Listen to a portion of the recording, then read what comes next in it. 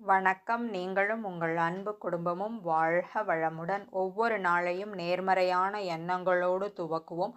இன்றைய தலைப்பு: நாம் செய்யும் தவறுகள் நமக்கே தெரிவதில்லை. திருமண உறவு அப்படின்னா என்னன்னு பார்த்துடலாங்க.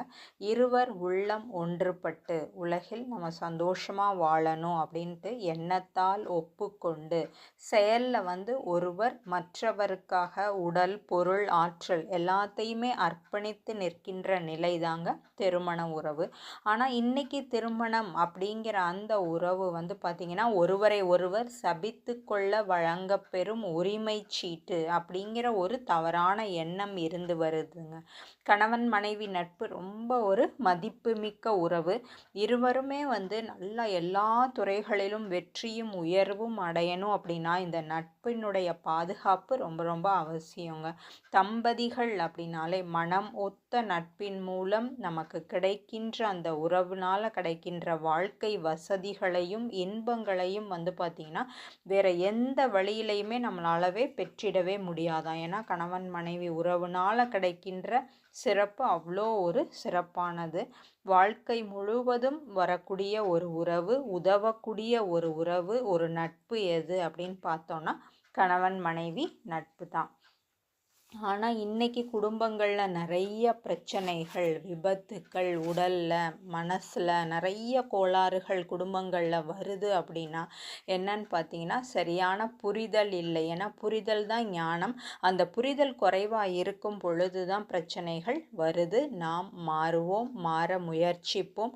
குடும்ப அமைதி பெற சலனமில்லாத மனம் வேண்டும் அப்படின்னு தான் ஞானிகள், மகான்கள் எல்லாமே சொல்கிறாங்க.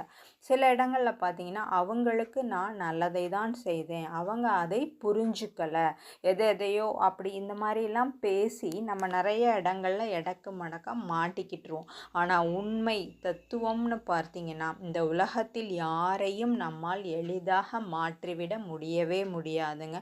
நாம் மாறுவோம். நமக்கு அமைதியும் நிறைவும் வேண்டுமென்றால், நல்லது சொல்கிறேன், அவங்களுடைய வாழ்க்கை மேம்பாட்டுக்கு நன்மைக்கு சொல்கிறேங்கிறதெல்லாம் விட்டுட்டு இந்த முறையை ஃபாலோ பண்ணி பாருங்கள். உங்கள் லைஃப் ரொம்ப ஹாப்பியாக இருக்கும்.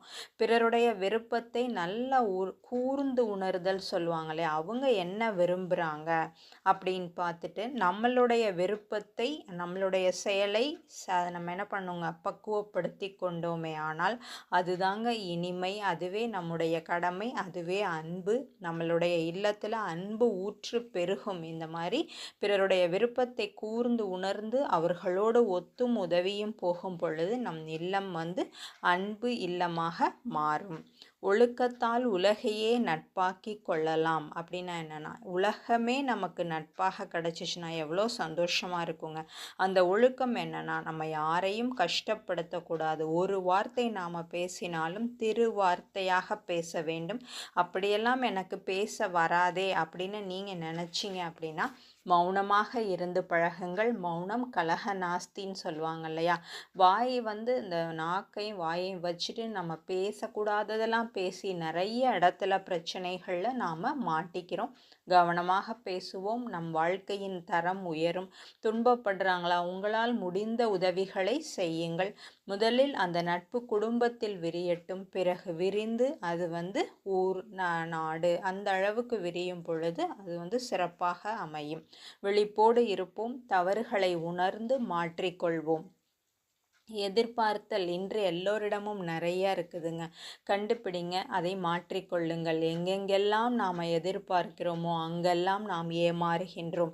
எதிர்பார்த்தல் கன்ஃபார்மாக ஏமாற்றத்தை தாங்க கொடுக்கும். எதிர்பார்த்தல் அப்படிங்கிறது ஒரு ஏழ்மை நிலையா.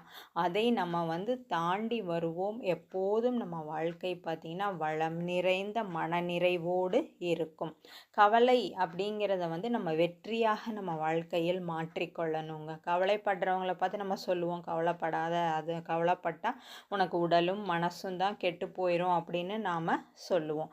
இந்த கவலை வரும்போதெல்லாம் நம்ம நிறைய முயற்சி, சிந்தனை, யோசிச்சு நம்மளுடைய கடமைகளை முறையாக நம்ம செய்தோம் அப்படின்னா, அந்த கவலையை நாம் வெற்றியாக மாற்றிக்கொள்ளலாம். ஸோ நம்ம என்ன பண்ணுறோங்க, நம்மளுடைய தவறுகளை உணர்ந்து நம்ம சில நேரங்களில் தெரிந்தும் செய்கின்றோம், தெரியாமலும் செய்கின்றோம். அந்த தவறுகளை உணர்ந்து தெரிந்து மாற்றிக்கொள்வோம். வாழ்க்கை நலமாக அமையும். நன்றி. வாழ்க வளமுடன்.